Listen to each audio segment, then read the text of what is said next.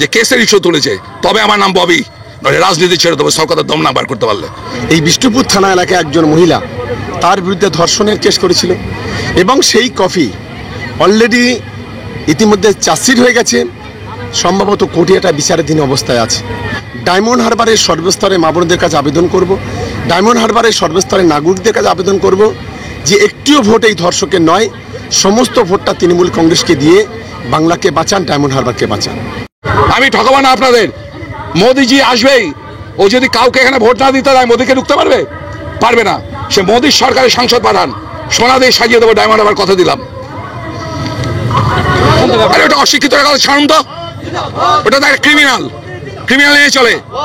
ওকে বলে দিন ও যদি অশিক্ষিত ক্রিমিনাল হয়, আমি শিক্ষিত ক্রিমিনাল।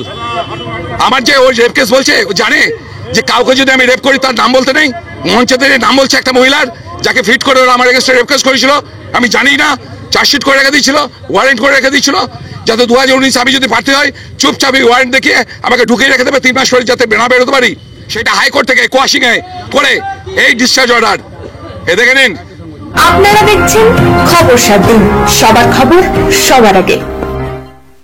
দেখুন, স্বতঃস্ফূর্ত বাংলার মুখ্যমন্ত্রী মমতা বন্দ্যোপাধ্যায়ের নেতৃত্বে যে লড়াই, আজকে বাংলার মা বোনেরা যেভাবে এগিয়ে আসছে, আমরা মনে করি এই লড়াইয়ে বিরোধী দলগুলি একেবারে এবারে 0 রানে আউট হবে, কেউ আটকাতে পারবে না। নারী শক্তি যেখানে জাগ্রত হয় সেখানে কোনো শক্তি মাথা উঁচু করে দাঁড়াতে পারে না। আজকে বজবজ 2 নম্বর ব্লকের সমাবেশ, মহিলা সমাবেশ, সেই কথাই কিন্তু বলছি। আপনি একটু আগে বললেন মঞ্চ থেকে যে বিজেপি প্রার্থী যিনি হয়েছেন তিনি একজন ধর্ষক, একদম তার সমস্ত এখানে এফআইআর কপি, তার চার্জশিটের কপি।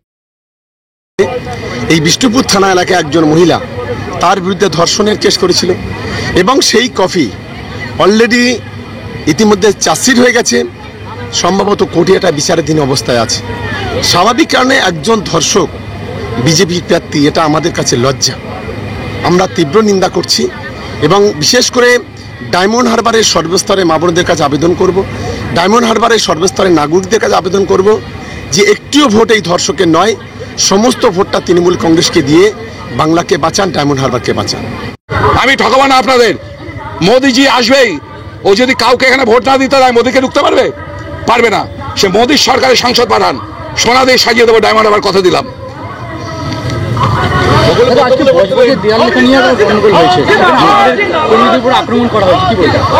করছে তো, এই তো সবিতা দি রয়েছে তো, সবিতার হাত ভেঙে দিয়েছে তো, তার স্বামীকে মারধর করেছে তো। ওরা অপরাধটা কি? নিজেদের দেওয়ালে নাম লিখছিল, নাম লিখতে দেয় না।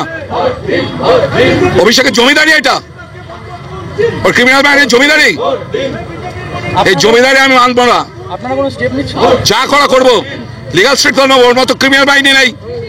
আর ও যদি বলে পুলিশ লিখে দিক, পুলিশ কোনো কাজ করবে না, সব ক্রিমিনাল করবে। তো দেখি ওর কত ক্রিমিনাল আমরা আনতে পারি কিনা বাইরে থেকে।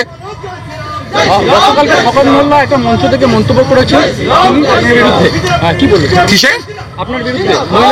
আরে ওটা অশিক্ষিত কথা ছাড়ুন তো, ওটা তো একটা ক্রিমিনাল, ক্রিমিনাল নিয়ে চলে। ওকে বলে দিন ও যদি অশিক্ষিত ক্রিমিনাল হয়, আমি শিক্ষিত ক্রিমিনাল। আমার যে ওই রেপ কেস বলছে, ও জানে যে কাউকে যদি আমি রেপ করি তার নাম বলতে নেই। মঞ্চে নাম বলছে একটা মহিলার, যাকে ফিট করে ওরা আমার এগেন্সটে রেপ কেস করেছিল, আমি জানি না। চার্জশিট করে রেখে দিয়েছিল, ওয়ারেন্ট করে রেখে দিয়েছিল, যাতে 2019 আমি যদি প্রার্থী হয় চুপচাপ ওয়ারেন্ট দেখিয়ে আমাকে ঢুকিয়ে রেখে দেবে 3 মাস পরে, যাতে না বেরোতে পারি। 6 মাস ধরে আমি খুঁজে পাইনি আমার কাগজ, যাতে সার্টিফিকেট কপি তুলে না করতে পারি। তারপরে যখন পেলাম দেখলাম ওয়ারেন্ট করে রেখে দিয়েছে, সেটা হাইকোর্ট থেকে কোয়াশিংয়ে করে এই ডিসচার্জ অর্ডার এ দেখে নিন। তারপরেও আমাকে এই দামে ডিফেমেশন করেছে, ওকে ছাড়বো? দুদিক দিয়ে দৌড়বো, সাহসী আক্রমণ। সারা জীবন ওকে মনে রাখতে হবে যে জীবনে কোনোদিন আইন না পড়ে কোনো কেসের ব্যাপার আর মুখ দিয়ে বার করতে দেবো না, এটা মনে রাখবেন। আর কেস দিয়ে ওর দম বার করেছে দেবো, যে কেসের ইস্যু তুলেছে, তবে আমার নাম ববি, নইলে রাজনীতি ছেড়ে দেবো সরকারের দম না বার করতে পারলে। এখানে ওর ডেমোক্রেসি আছে? হ্যাঁ, কোন ডেমোক্রেসি আছে? আপনার সাংবাদিকদের কত মারধর করেছিল এই অভিষেকের ক্রিমিনাল বাহিনী। পঞ্চায়েতে, মিউনিসিপ্যালিটিতে কত সাংবাদিক ইনজিওর্ড হয়েছিল, কত সাংবাদিকের নামে কেস করে দিয়েছে ওরা। এই জিনিস মেনে যায় না।